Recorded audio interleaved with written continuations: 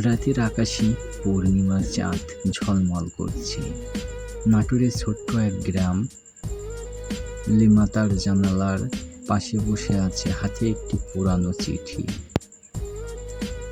আরিফ লিখেছিল শৈশবের বন্ধু এবং প্রথম প্রেম। তারা একসাথে স্কুলে যেত, নদীর ধারে বসে স্বপ্ন দেখত। আরিফ সব সময় বলতো, একদিন আমরা শহরে গিয়ে বড় কিছু করব, কিন্তু সময়ের সাথে জীবন তাদের আলাদা করে দেয়। আরিফ ঢাকায় চলে যায় পড়াশোনার জন্য, আর গ্রামে থেকে যায় পরিবারের দায়িত্বে। লিমা চিঠিতে আরিফ লিখেছিল, লিমা, আমি জানি আমাদের পথ আলাদা, কিন্তু তোমার হাসি আমার জীবনের আলো।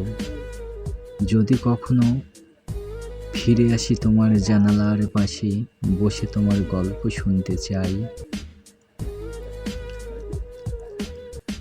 লিমা জানে আরিফ ফিরবে না, তবুও প্রতিটি পূর্ণিমায় সে জানালার পাশে বসে চিঠিটা পড়ে।